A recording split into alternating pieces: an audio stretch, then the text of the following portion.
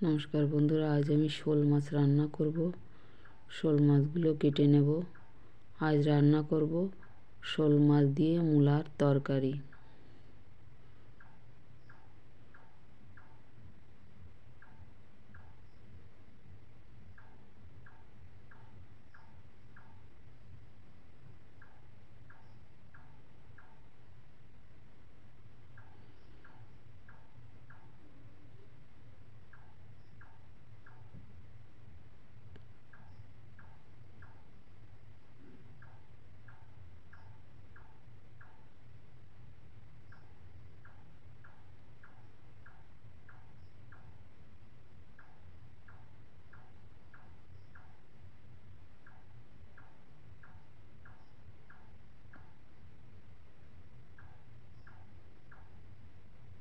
আমি একটা শোল মাছ কেটে নিয়েছি, বাকিগুলো কেটে নেব এভাবে।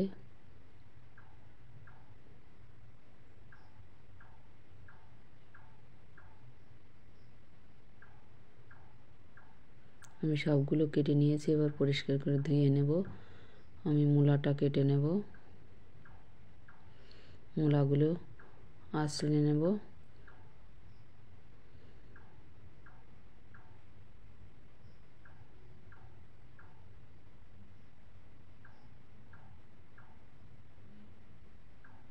মূলাগুলো সব আমি কেটে নিয়েছি। কাঁচা লঙ্কা চিড়ে নেব আর আলু নিয়ে নেব কেটে।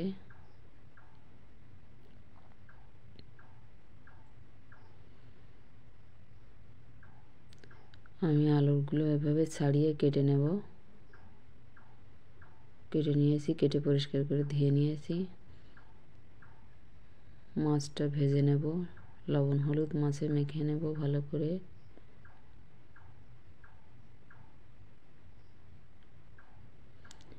কড়াইতে তেল দিয়ে দেব। কড়াইটা বসিয়ে দিয়েছি, গরম হয়ে গেছে। মাছটা ভেজে নেব।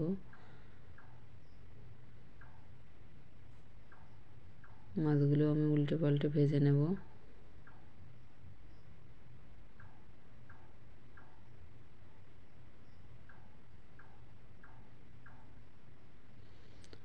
হয়ে গেছে, তুলে নেব।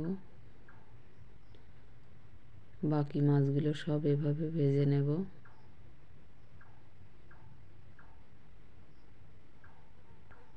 মাছগুলো আমার ভাজা হয়ে গেছে, তুলে নেব। এবার সবজিটা দিয়ে দেব। সবজিটা দিয়ে আমি একটু নাড়াচাড়া করে নেব। পরিমাণ মতো লবণ হলুদ দিয়ে আমি এটা ভালো করে ভেজে নেব।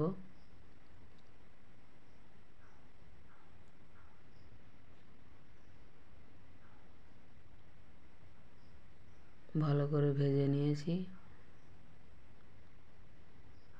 এবার পরিমাণ মতো জল দিয়ে দেব।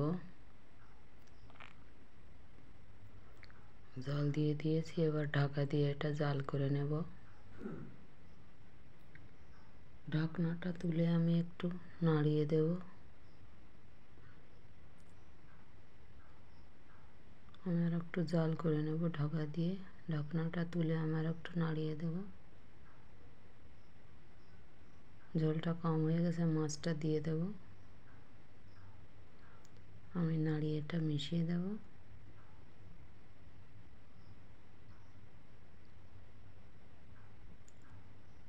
আমি ঢাকা দিয়ে আবার জাল করে নেব।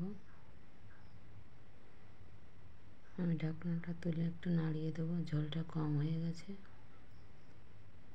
ভেজে রাখা জিরের গুঁড়োটা দিয়ে দেব। দিয়ে আমি এটা মিশিয়ে দেব নাড়াচাড়া করে। আমি 2 মিনিট জাল করে নেব এটা।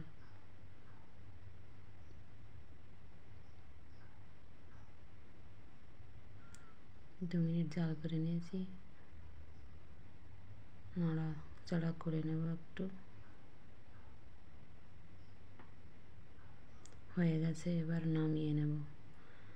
মাছ দিয়ে মূলার তরকারি এভাবে রান্না করে খেয়ে দেখবেন, খেতে খুব ভালো লাগে। আমার রেসিপিটা যদি ভালো লাগে লাইক কমেন্ট শেয়ার করবেন আর আমার চ্যানেলটা অবশ্যই সাবস্ক্রাইব করবেন।